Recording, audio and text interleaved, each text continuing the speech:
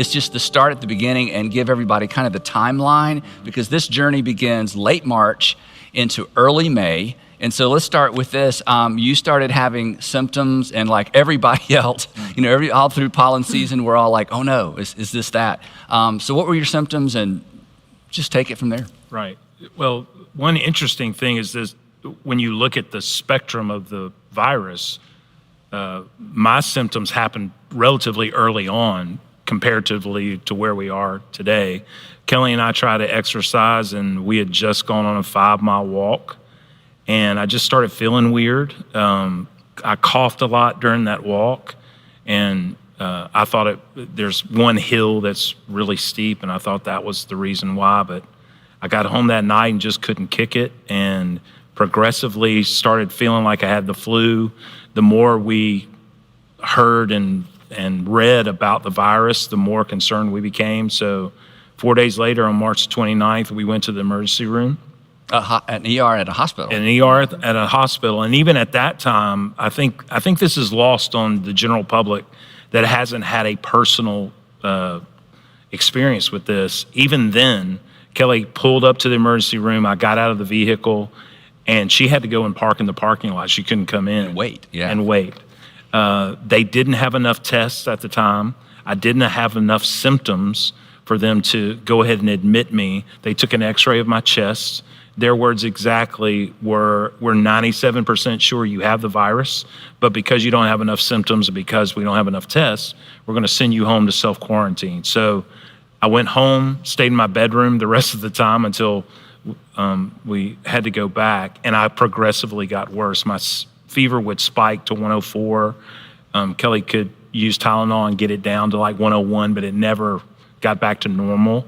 In between all that, on April the 3rd, our general practitioner contacted an infectious disease doctor who prescribed me hydroxychloroquine, which is now a controversial drug, and there are varying opinions. Right. What we know happened to me is that I didn't sleep for 72 hours after I started taking that drug. So you started taking it how long after you had symptoms? I started taking it on April the 3rd. Okay. So that was about 10 days. Yeah. And my heart was racing. I couldn't sleep. I would go from a chair to the bed to a chair to the bed, and it was pretty scary. My fever went away, but my heart was just doing something weird until April the 6th was a really bad day, to the degree that night our son stayed in the bedroom with us. And Kellee, to her credit, I'm just stubborn. We had seen so many stories. We knew that if we go back to the hospital, they're going to intubate me, they're going to put me on a ventilator, and we're going to be separated. And I, being hard-headed and stubborn, was just thinking, okay, let this medicine run its course in my body and I'll be okay. And at this point, you hadn't tested positive yet, right? I hadn't even taken a test. Right.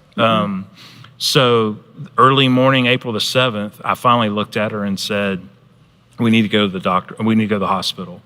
And so she and our son Grant rushed me to the hospital.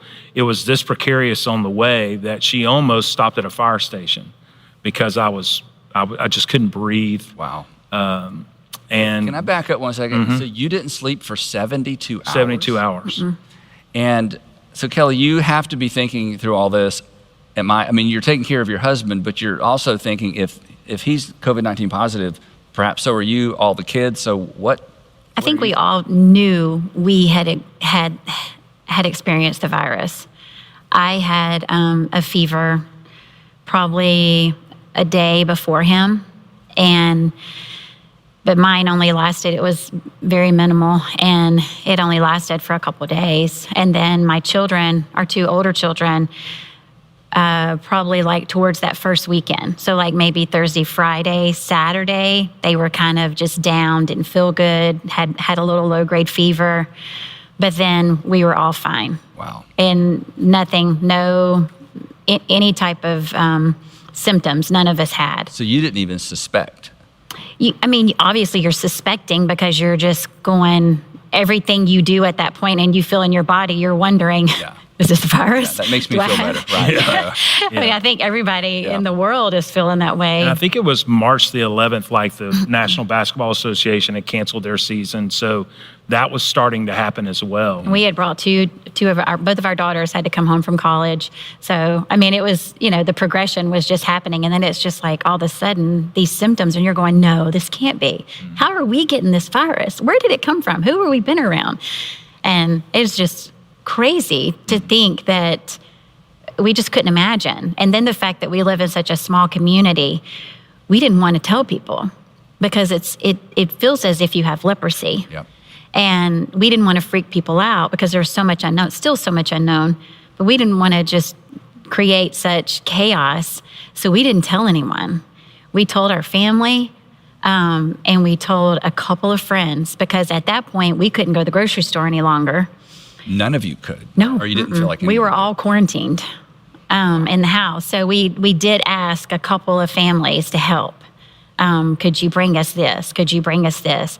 But I asked them specifically, please don't tell, because I didn't want our community to know just because of chaos. I didn't want it to create that much drama. At the beginning, I mentioned that y'all have 3 adult kids, so catch us up, age of your kids, and then we'll jump back into the story. So Grant is 25. Just returned from a 2.5-year stint with the Peace Corps in Central America. Our oldest daughter will be 23 this month, Chandler, and she graduated virtually from college during the pandemic. And then our youngest, Cameron, is 20 and is already back at school. She's a soccer player, so they're already training again, which was also, part of a anxiety. bit of anxiety sending her back. So Yes. at this point, all 5 of you are at home. Everybody's had mild symptoms. You're wondering, but nobody gets tested. Then Dad gets Serious sick. symptoms. They prescribe you the drug. You still haven't been tested. You don't sleep for 72 hours. And at some point through all of that, all of us are, getting texts and we're praying and and then, of course, in my mind, it's like, hey, Stuart's young and healthy and he'll get through this. So, Right. hey, dude, how's it? Yeah. It's kind of casual. But then the messaging ramps up and we know it's serious. So let's go back to that terrible day. You pass the fire station. You think, Yes. we're going to make it to the ER. He was like, no, take me straight to the ER. Don't stop. And it's good we're stopping there because one thing that's crazy about this story, the last thing I remember is watching the movie Creed on the night of April the 6th. And the next thing I remember is starting to come out of the fog in ICU. Yeah. And I've had to be told everything else. And that's an important thing for our audience to understand, that from the March or April 7th on, what the rest of this story you only know because By word of Kellee mouth. and the doctors and some close friends have told you, because essentially you are out of it. I'm out of it, So yeah. you get to the hospital.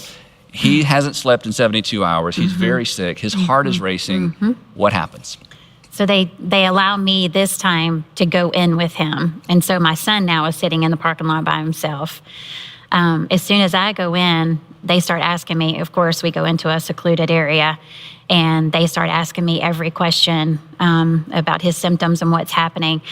And then the last thing the doctor says is we've got to intubate him. And I'm like, I The figured. same day?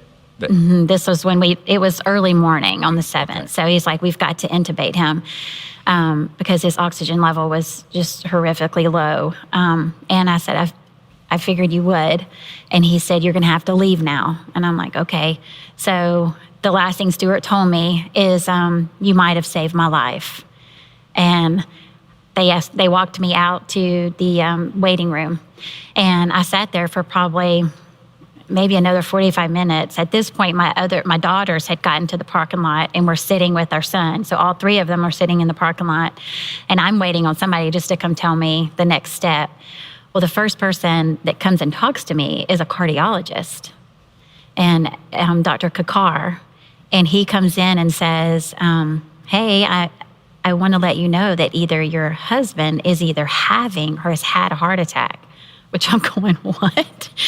I mean, he's a healthy, that never crossed my mind. Right. And he said, do we have permission to go in and look? And I'm like, absolutely. So that was another 2.5 probably hours. He comes back finally and says his main artery was 100% blocked, We have put a stent in. He's also in congestive heart failure. So we've put a pump on his heart. At this time, I asked him, could I get my children on the phone that he could tell all of us instead of just me? And he said, yes. So he told us all the information at the same time. Well, my son said, what are his chances of survival? And he said, well, if it was just the heart attack, I'd say 50%. He said, but the fact that he's COVID positive, they're assuming, they have not tested him at this point, but of course, all signs point there. He's been intubated and he's in congestive heart failure. He said, it's not good. I don't give him much. Basically, I don't give him much hope. But then he said, what I will tell you is I'm a man of faith. And he said, at this point, it's time to pray. And I'm like, okay, I mean, we can do that. Yeah. And you may have already been doing some of that, I'm thinking, I was right? we had been definitely praying, but to hear a doctor say that, yes, so comforting. And literally, I felt as if he wanted to cry with me, and he wanted to get up and hug me, but we can't do that, right? Because it was just him and I. There was nobody else in the room, and at that point, they allowed me to stay until he got moved to ICU. And when he got moved to ICU, I walked up there. I couldn't see him, but I walked up there. I had to sign release papers. And the lady told me, she escorted me out.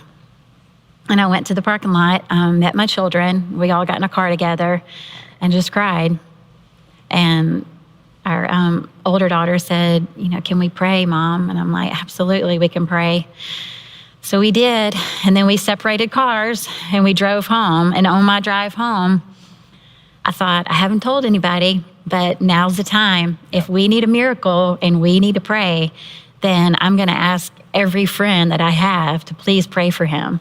So at that point, I did put it on all social media channels that I had to please pray. And that people just were calling me and texting me. I couldn't believe it, because this was like 5-something in the morning. This was not in the middle of the day.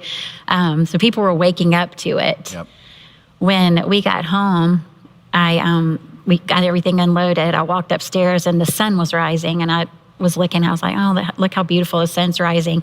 And when I looked out, my neighbor, which is also a very good friend of our family's, she's sitting on the curb across from our house, just with her Bible open and just praying out loud. And I'm like, I'm just like, what are you doing? She said, I don't know what else to do. And I think that's how everybody felt. And that's how we felt. I mean, we didn't know what else. We were still in quarantine. So no family could be around us. No friends could be around us. We still couldn't go to the grocery store. So it was just you're such isolated. a strange. He's isolated. And then you're at this place that, some people have been, perhaps many people, where you're waiting for the call. Phone to phone to phone, phone call to phone call. Yeah. So you're on. So you're on the ventilator. Sort of the next part of the story for a week. So we're from the 7th through the 13th. You're getting calls. You do. You live from phone call to phone call. Yeah. You have a palliative care doctor. Her name is Dr. Syed, and she became a very close part of our family. She started FaceTiming us the next day. They did allow us to take some pictures up to the room so they could actually see him and see us, the nurses and people that were helping. Yep. Every time a nurse would come on, I would ask, please tell me your name.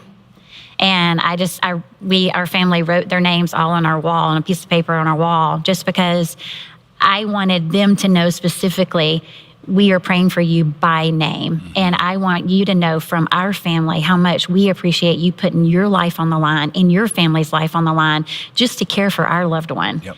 And it means so much to us. And I didn't want to forget that. And that's a big part of this story. And it's a huge part of the story. For the community in general, society in general, there have been some, profiles in courage around the medical personnel, but for your family, these are, their names. They're friends. They are personal heroes. They are, and they are a lifeline to the person that we love and are fighting for.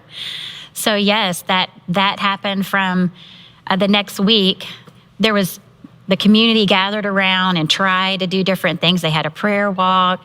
The Florida soccer team created a Zoom call that was prayer for hundreds of people got on. It was overwhelming, the kindness that people were trying because they didn't know what else to do. And meanwhile, Stuart, he's just I just chilling. laid there. No idea. I just laid there. Yeah. I had hallucinations that we should not talk about. Yes. Why not?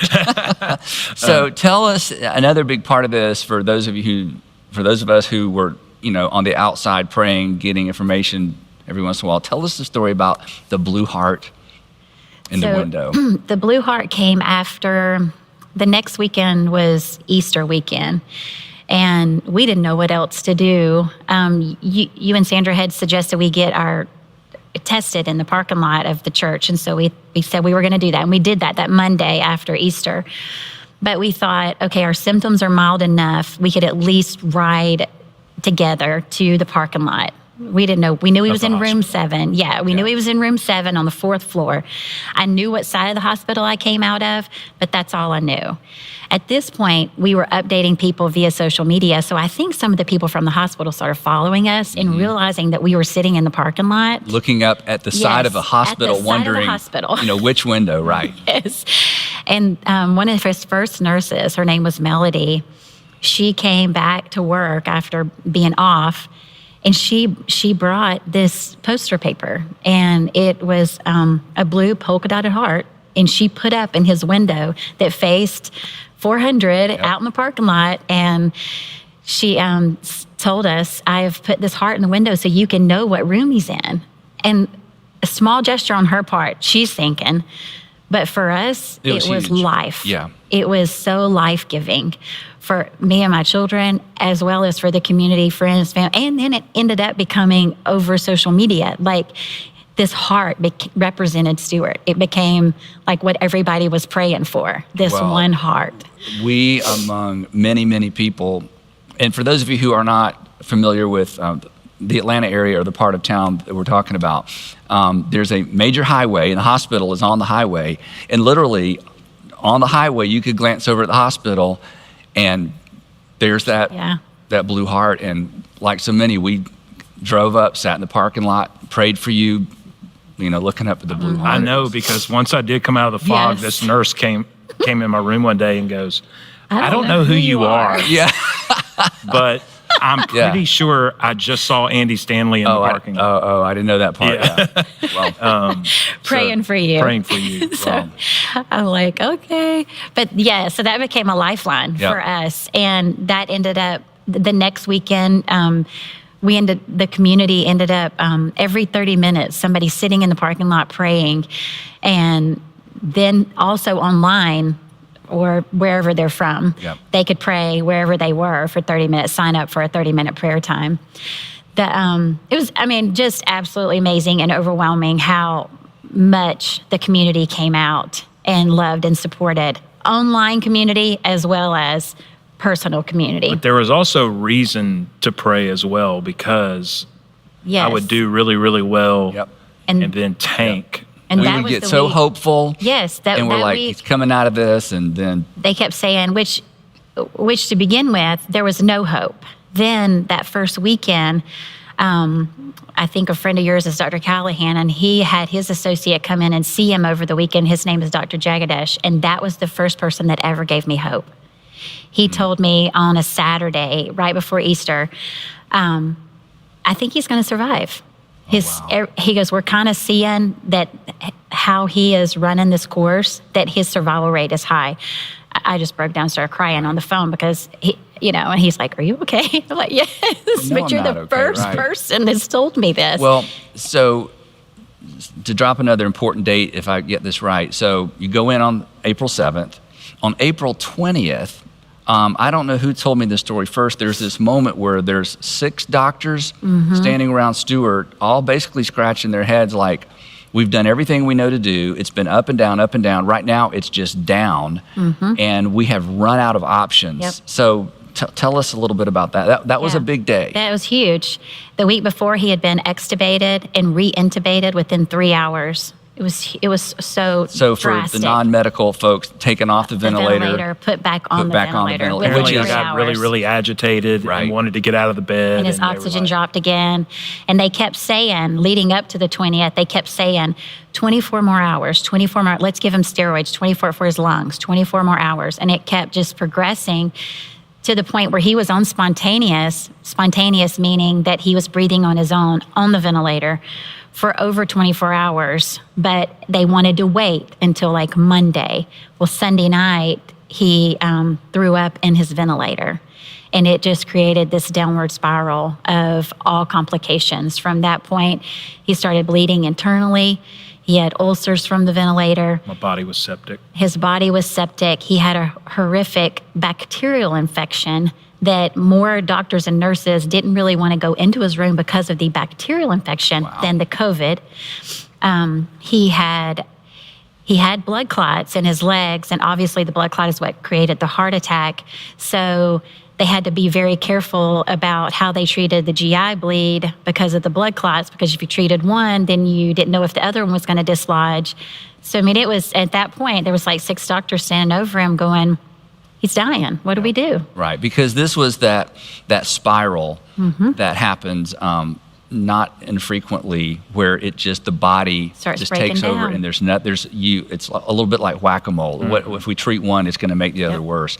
So they're standing around the bed, and then a doctor has an idea that made all the difference. Dr. Harish. He called me, and he said he basically said, your husband's dying. He's very sick. And I said, yes, I know.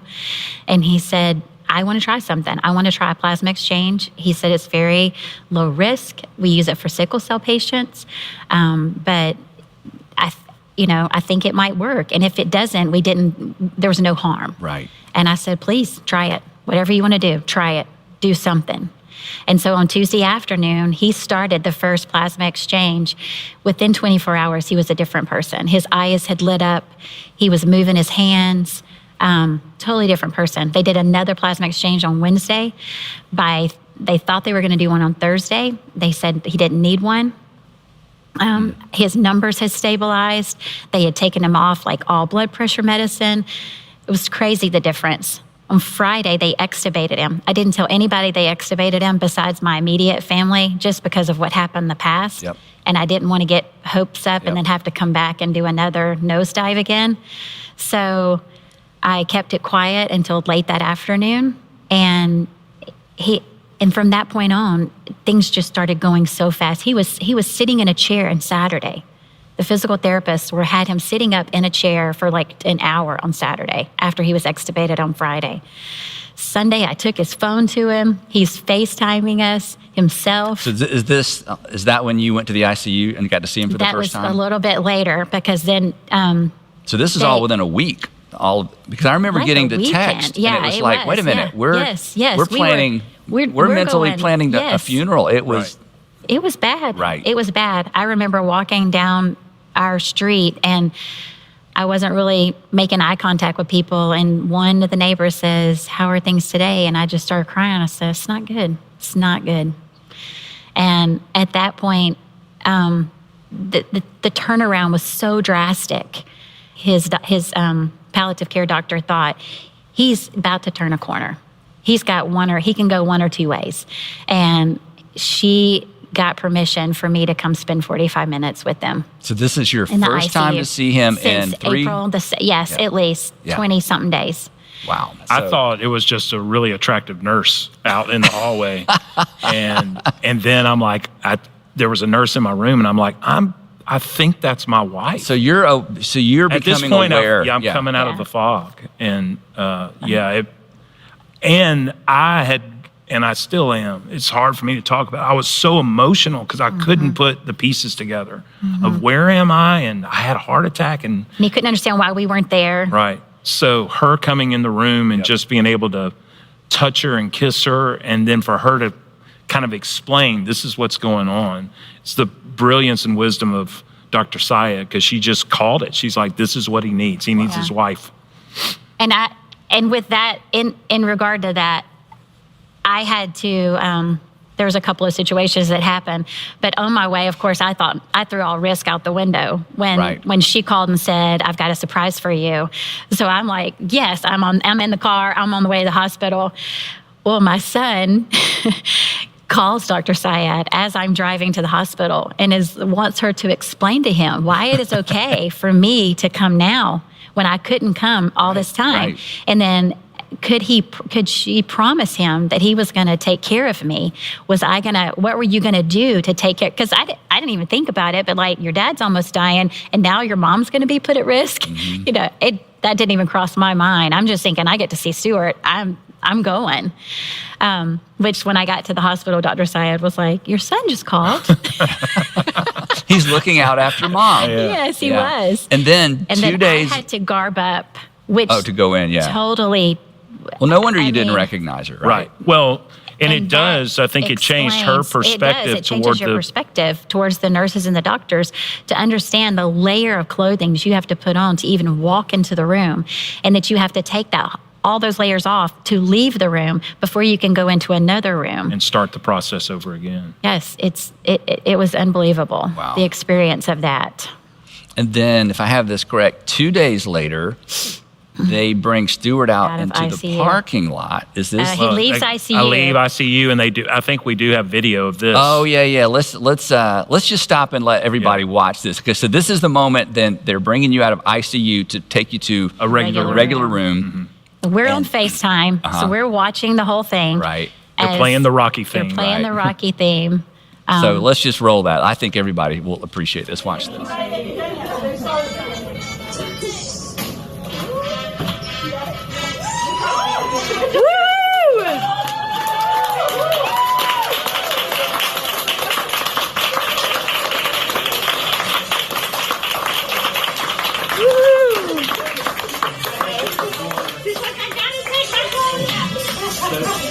First of all, thank y'all for what you did for my family, but also thank you for completely humiliating me right now.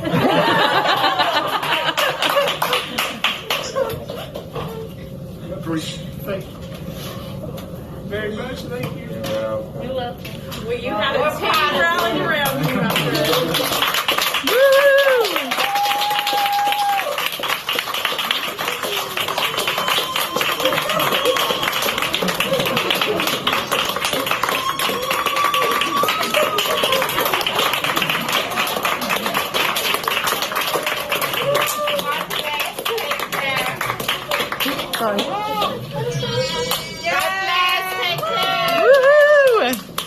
Yeah, we all saw that, and I mean, we all cried. I just don't. I remember Sandra and I saw it. I cried. I said, Sandra, have you seen this? We cried. It felt miraculous as we, day by day. And one of the things you'll notice if you watch that video closely is when they bring me out of the room, I'm clapping. And I was clapping because this was really a celebration of all those men and women who fought for my life. It wasn't for me. And I had such a hard time talking because I just was looking in the faces of people, as Kellee said earlier, that had risked their life to save my life. When you think about Jesus saying, there's no greater love than this, than someone would lay down their life for a friend. I think from now on, every time we think about doctors and nurses, that's what we're going to think about. And that's what I was thinking about rolling out of there. Was these men and women are clapping for me. Survivors get way too much credit. It's the men and women, and I mean, friends like you and all over this country that prayed and loved me home. That's what that parade was about. And I'm just so humbled and grateful for that sacrifice. We can't be the same after that. And for the nurses and doctors that day that stood in the hallway, I think it's hope. And what keeps them going is the one piece of hope that one person is leaving room 7 and is going to a regular room. Wow. So from that point on, you're conscious of the journey from that point forward. Relatively conscious. Yeah. You couldn't see, right? I was having a difficult time seeing. And all joking aside, I thought when I was in the medically induced coma, I thought I was a part of a drug cartel war. I got stuck in a Tyler Perry sitcom I couldn't get out of. The worst was I was underneath a plexiglass floor underwater, and people were walking and talking above me. I had on an oxygen mask, but I couldn't find a way out. Oh, gosh. So as you're coming out of the fog, like reality didn't make sense. But once I got into a regular room, I was able to, the more that medicine got out of your body, the physical therapist, all of that. The reason they allowed us to see him outside was because they did think they were going to have to take him to acute.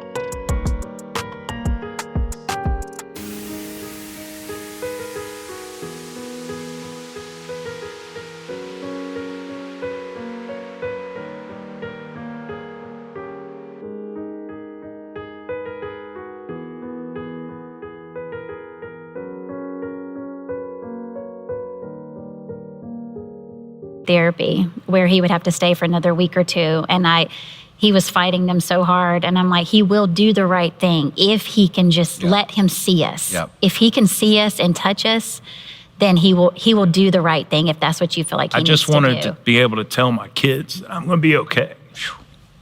And So that was so on. they got permission to what day? bring That him was out the the 30th. I 30th, think. April 30th. So they bring you outside in the parking lot. Yes. You It's still freezing can't go that in. And this is the first time your kids Yes. have seen you. And I guess the second time Kelly's seen you Yep. since she said goodbye to you. Yeah. And I had, I sat them down after the crying and the hugs and kisses. I just sat them down and said, I'm going to be okay, but this is what I think I'm going to have to do. I'm going to have to go to acute physical therapy. And this is crazy. The two physical therapists that wheeled me down took me back up to my room. And one of them said, Stuart, have you walked without your walker? And I said, yeah, I have. She's like, well, show me, like right when I got to the room. And I walked across the room. And she said, you don't need acute physical therapy. Oh, wow. And so from that Days point later, on, he came home. yeah, When did he come home? May 2nd, 2 days later. 2 days later. Yeah. all of our friends and family had lined The parade. The Oh, yeah. parade, Yeah, yeah. it was a big deal. Yeah. Big deal. And they were, what's so sweet is our friends feel just as much celebrated as he did, because I think this was a fight we dug in and we're fighting on his behalf. Yeah. And it was just a humongous celebration of he did it. He made it. He's alive. He's here.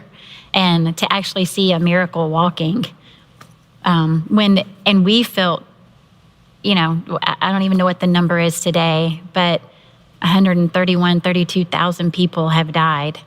And why God chose to save him, we couldn't understand that.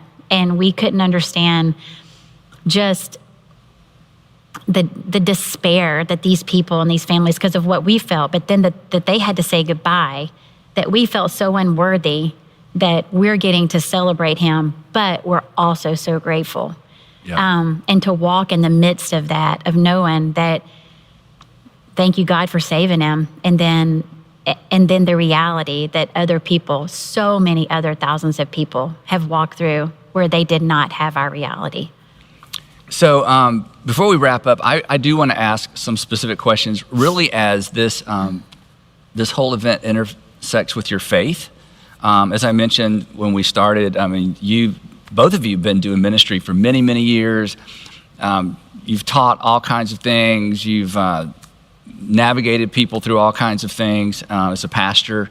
But this was your time. Suddenly, you're in the valley, literally the valley of the shadow of death, and now you're on the other side of it. And as you alluded to earlier, Stuart, you can't come through this unmarked.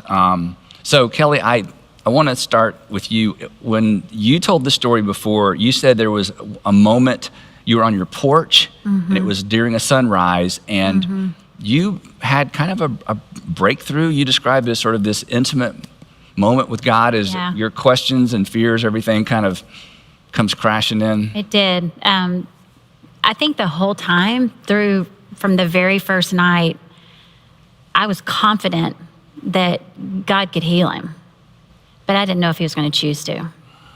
And my couple of things through the whole process is with my family is I didn't want this to tear us apart, and I did not want my relationship to God to change, for them to see a change in me regardless of the outcome.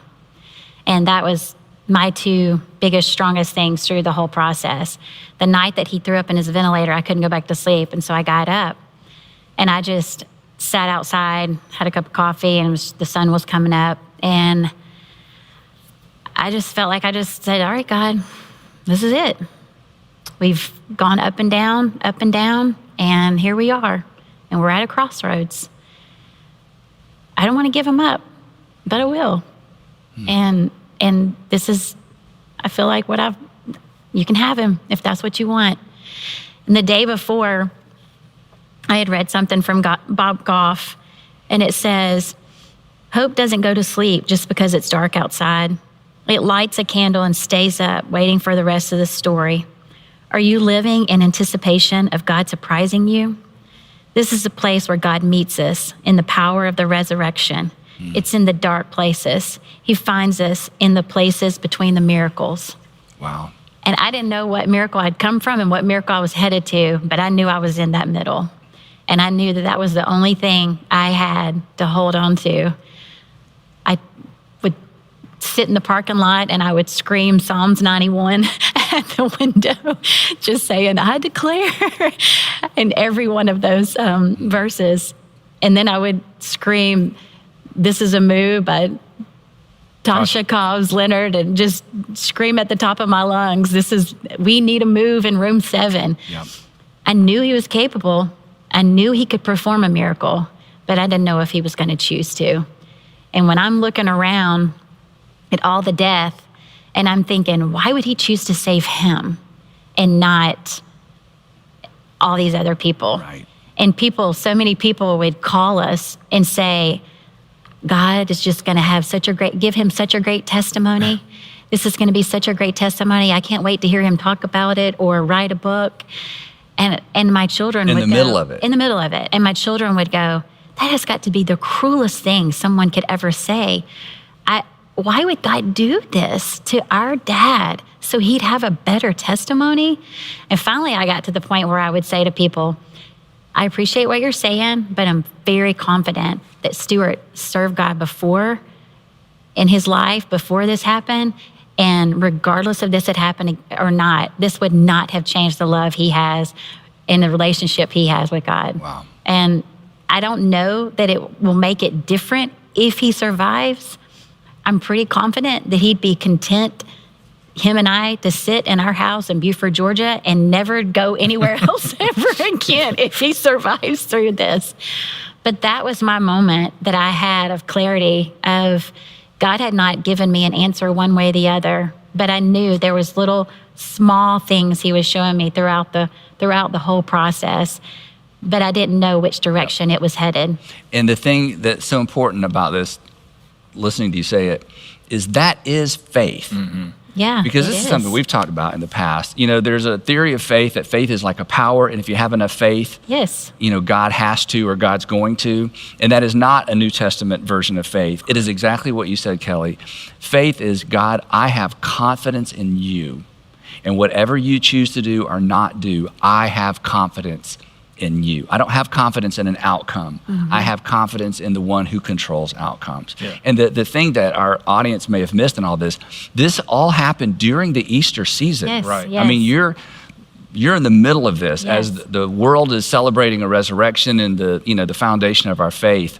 This is suddenly Easter takes on yes. a new significance. I read this week, and I think this parallels with what you're saying.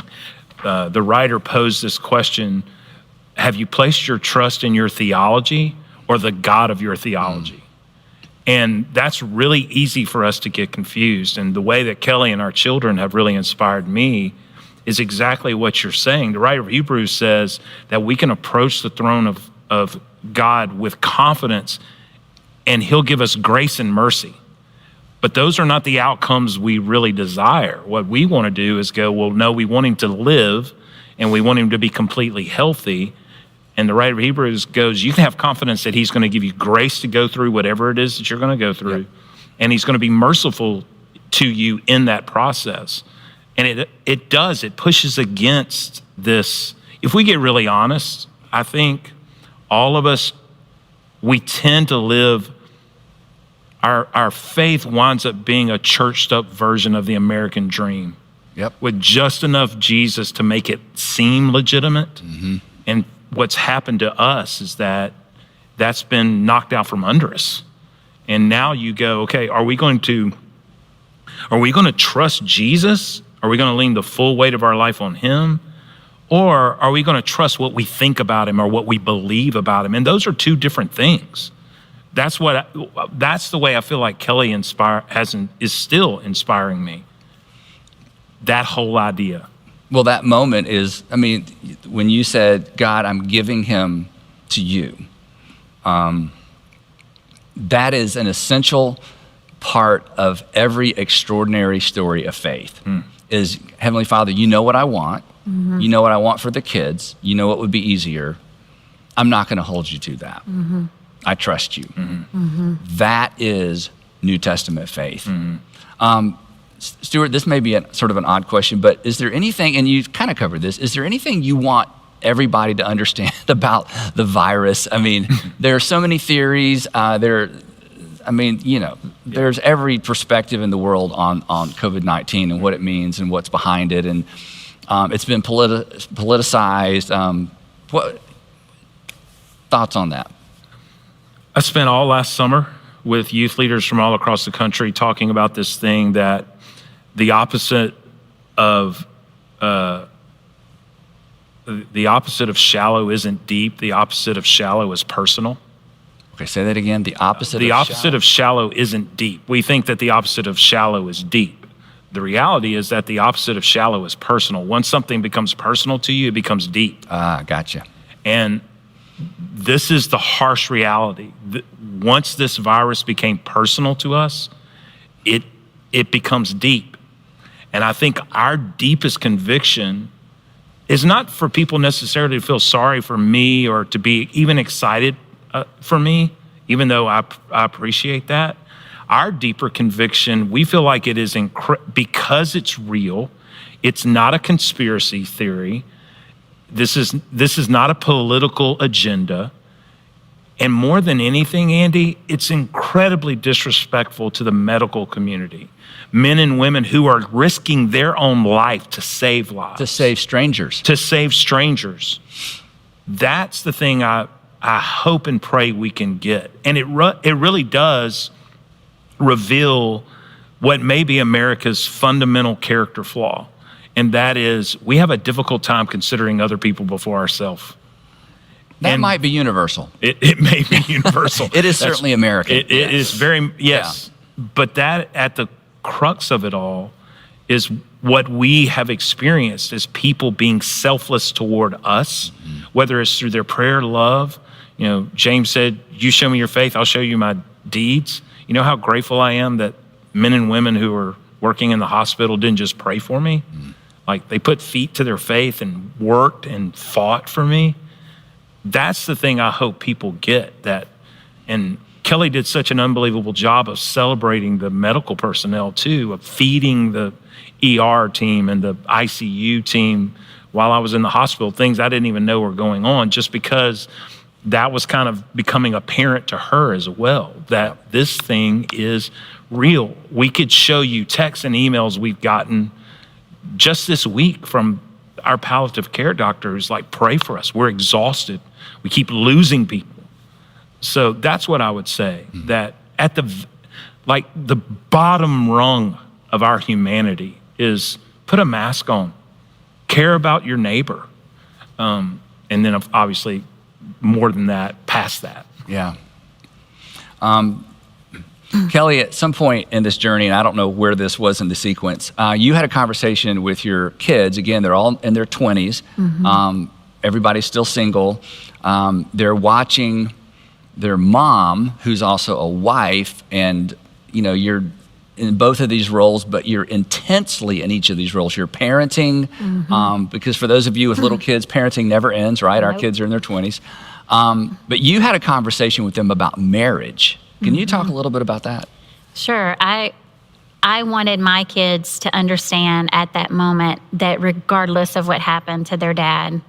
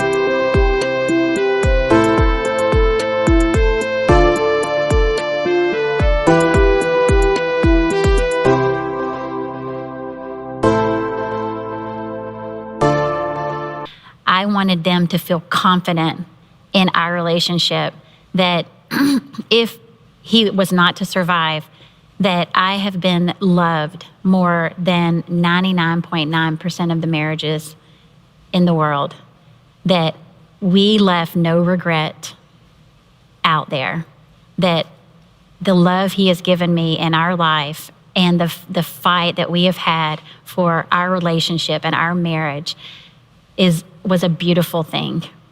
And I just wanted them to hear me verbally say that if this is the way this goes and he doesn't come back, I am content that I have been loved well. Wow.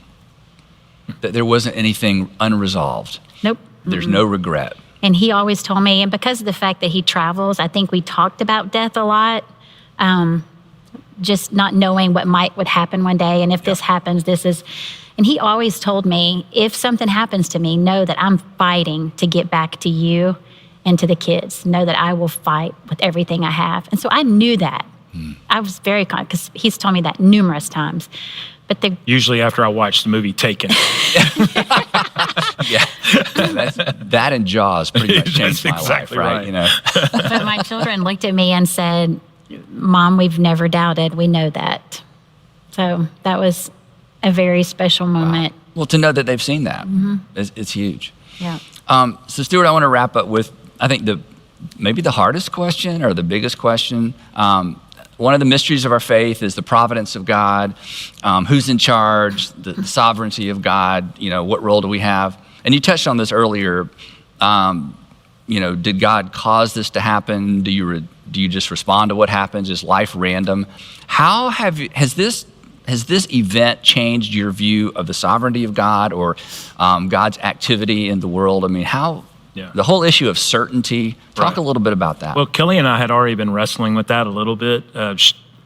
We did have a window of time as empty nesters where she would travel with me when I would go and speak different places. And the more we've been around the country, the more we've talked to people, the more I started feeling really antsy about this reality that, and this sounds really harsh, Andy, but I feel like we've made an idol out of certainty. And an idol isn't an idol because it has a particular, property to it. An idol is an idol because of the value you place on it. Right. And so much of our existence revolves around security and certainty. And what I think has happened in our life as a result of this is this unveiling of the fact that you've got your value on the wrong things. The only thing you can trust the writer of Hebrews says Jesus is the same yesterday, today, and forever. He doesn't say your circumstances are, doesn't say your marriage will be, doesn't say your health will be, doesn't say your children will be, doesn't say your country will be, doesn't say the economy will be. Jesus is the same yesterday, today, and forever. So the question becomes then, why would I lean my life on anything but him? Do I think that God made this happen? It's such an interesting tension, because to believe in an all-knowing God is to believe that God knows everything. I don't know if God made it happen. I do know he wants to make it matter. And because he wants to make it matter, I think she and I feel this almost like this burden that we've got to join him in whatever it is that he's trying to do because of the story, because of what it is that he's done in our life. And what we don't want to do, it's interesting when uncertainty happens, I think we all have this propensity, wherever there's a contradiction, we'll set up an opposition to it. Like if something contradicts our certainty, like with COVID, for example, it's a contradiction in our certainty. So we go, well, it's a conspiracy theory, or it's a political agenda. Yeah, there's something in us that has to reconcile everything with our worldview. Correct. Otherwise, we feel like we're crazy. Right. But if our worldview is too small to reconcile everything with, the problem is our worldview. And for Christians, that oftentimes intersects with a problem with our theology. Right. So this is such a big deal. I don't want to interrupt. The only way I would end is, like, I've found myself over the last, so this is my 10th week out of the hospital. The last 2 weeks I've been looking and re-examining the story of Job. Not that I was anywhere close to Job. Maybe. Well, but it feels very Jobish to the rest of us. It does feel very right? Jobish, yeah. Or my dad would say Jobish. Jobish, yeah. But one interesting thing about that story, in the epilogue, Job says something to God that I haven't gotten over. He said, I have heard about you for a long time, but now I've seen you with my own eyes. Wow. That's where I kind of feel like we are. Like, I've heard about all this, but now I've seen him with my own eyes. Why would I trust anyone but him? Because he's the only thing that doesn't move. He's the only thing that doesn't change. And he's really the one working this in and through us for his own good. Paul says that it works together for good. He doesn't say that everything is good. Not one time have we asked, not because we're more spiritual than anybody, but I haven't asked why me. I'm like, okay, how do we make this matter? Because she said it best. Like, Andy, that's probably the hardest part for me, is why am I still alive? And all these people who have every reason to be alive have passed away. I don't think God made that happen. He just wants us to make it matter. That's kind of probably where we've landed. No, that's a big thought. Go ahead, Kellee. The blue heart, we ended up framing it. I'm sure. Because as we left the hospital, all the nurses and doctors signed it and wrote like a note to him. And for us, it's become like our 12 stones. And I don't ever want to forget two things: what God did, and then what this population of doctors and nurses, just the human decency that they loved us so well and cared for us so well, that helped create the miracle. If we're not careful, I've said this in a couple of interviews, I think it's a Romanian French playwright that says that over-explanation separates us from astonishment. And we're a culture that has to have an explanation for everything. And there's just no explanation except God. There really isn't. And the faith of people who put their feet to what they believed in. Yep. Well, I don't know if this will feel awkward or not, but I would like to close by giving you an opportunity just to, straight to camera, address our audience. And you've said so much. You may want to repeat something you've already said, or there may be kind of a closing final thought. But if you were sitting over a coffee table with our audience, either single men and women, married men and women, seniors, high school students, college students, and you had your, here's your The elevator pitch. the elevator pitch, yeah, this final moment. What do you say? I would probably say that I think we have the wrong job description for love. As humans, we're always trying to avoid pain. As parents, we're always trying to protect our children from pain.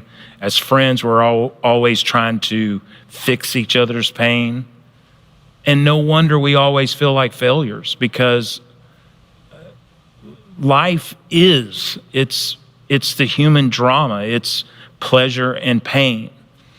And the question I would have you wrestle with is just simply this: what are you going to trust in when that pain happens, when your certainty is made uncertain? Are you going to lean your life on your own understanding, your own ability to reason, your own ability to wrap this up and put a bow on it?